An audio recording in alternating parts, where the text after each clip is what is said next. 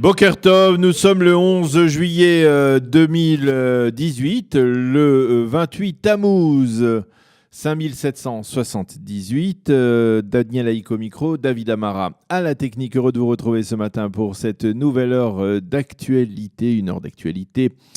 Au lendemain de cette demi-finale remportée par les Bleus, l'équipe de France, 1-0 sur les Diables Rouges belges, nous reviendrons sur ce développement important, on va le dire, dans la revue de la presse et des médias, dans le courant de cette heure d'actualité. Mais tout d'abord, le programme de cette heure, dans quelques secondes, ce sera le premier journal d'information avec les derniers grands titres.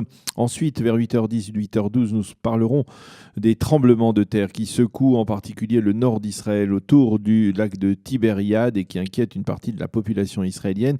Nous en parlerons avec le docteur Dov Avigad, professeur des sciences de la terre et de géologie à l'Université hébraïque de Jérusalem. Ce sera un entretien qui a été réalisé hier par notre ami Olivier Granilli, que nous aurons le plaisir de vous diffuser donc cet entretien vers 8h10, 8h12. Vers 8h25, Eliane Agurfinkel nous présentera sa chronique Un jour de notre histoire. Vers 8h35, je vous présenterai donc la revue de la presse et des médias israéliens. Et vers 8h45, et bien comme chaque mercredi, notre chronique économique avec le docteur Daniel Guggenheim. Voilà donc pour le programme de cette heure d'actualité. Tout d'abord, un premier journal sur les grands titres de l'actualité. Le Premier ministre Binyamin Netanyahou se rend aujourd'hui à Moscou pour une nouvelle rencontre importante avec le président russe Vladimir Poutine.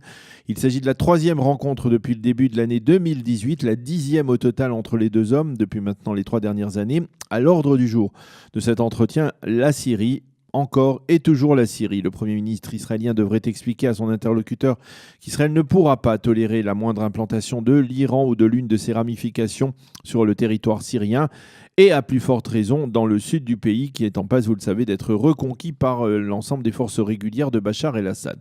M. Netanyahou demandera à Vladimir Poutine de faire passer un message très clair et précis à Assad, selon lequel Israël ne tolérera pas également la moindre infraction aux accords de désengagement conclus entre Israël et la Syrie en 1974, après la guerre de Kippour. Il sera également question probablement durant cet entretien de la coordination entre les armées israéliennes et russes, en particulier dans le ciel syrien, mais on peut dire que d'une certaine manière, cette coordination se déroule sans le moindre incident. Il faut rappeler qu'à l'approche de cette nouvelle visite, on a recensé une nouvelle attaque qui n'a pas été revendiquée il y a 2 jours et qui a ciblé la fameuse base T4 en Syrie qui abrite d'importantes forces iraniennes.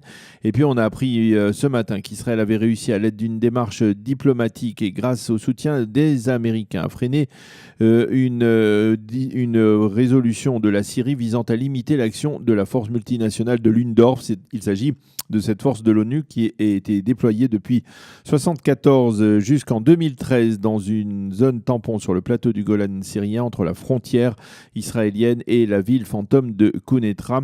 Ces soldats de l'ONU avaient quitté les lieux au moment de la guerre civile, c'est-à-dire vers 2013, de crainte justement de leur vie à la suite des tensions et des combats dans cette région.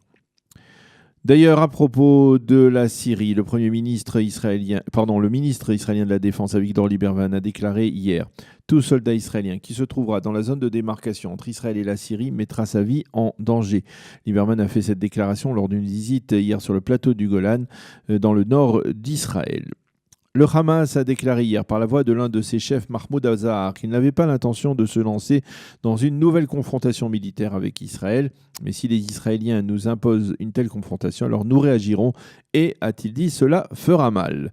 C'est donc ce qu'a déclaré Mahmoud Azzahar lors d'une interview à la chaîne arabe Al Jazeera. Azzahar a même déploré et même condamné la fermeture par Israël ces derniers jours du poste de passage de marchandises de Kerem Shalom au sud de la bande de Gaza. Le Premier ministre Binyamin Netanyahou a été interrogé hier pendant plusieurs heures par les enquêteurs de la police. C'est la 10e fois que M. Netanyahou était ainsi interrogé dans les affaires le concernant, cette fois-ci dans le cadre de l'affaire dite Bezek Walla. Le Premier ministre a démenti avoir conclu le moindre accord avec Shaul Elovitch, l'ancien patron de Bezek, dans lequel il demandait à Lovitch d'accorder une couverture très favorable ou plus favorable à son épouse Sarah. Aucun nouveau document ne m'a été soumis durant cet interrogatoire, a déclaré le Premier ministre, qui a donc été interrogé hier par la police. On suppose qu'il devra y avoir encore 2 à 3 interrogatoires de la part des enquêteurs de la police dans les différentes enquêtes concernant le Premier ministre. Il s'agit des affaires, bien entendu, des dossiers 1000, 2000 et 4000. La police israélienne a identifié hier le corps d'Ofra Chaim qui avait disparu de chez elle il y a 3 semaines. Les forces de police ainsi que de nombreux volontaires s'étaient portés à sa recherche depuis plusieurs jours. Le corps a été retrouvé, il faut le souligner, dans le jardin même d'Ofra Chaim, et la police a interpellé 4 membres de sa famille qui pourraient donc être responsables de cet assassinat. Il pourrait s'agir donc d'un règlement de compte familial. L'affaire de la disparition d'Ofra Chaim avait été massivement mentionnée dans les médias israéliens. La police a imposé une censure sur ce dossier délicat. Et puis, bien entendu, nous en parlions tout à l'heure, les Israéliens, en particulier la communauté francophone d'Israël, ont célébré hier soir la qualification de la France pour la finale de la Coupe du Monde à Moscou 2018, après que les Bleus aient dominé les Diables Rouges belges 1-0. Cours d'un match très rythmé, même on peut dire passionnant.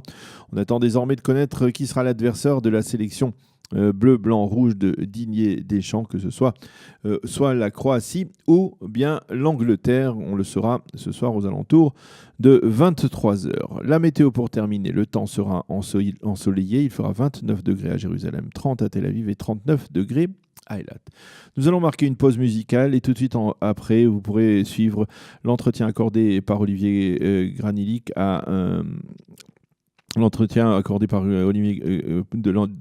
d'Olivier Granilic, donc au professeur dont je vais vous dire le nom dans quelques instants.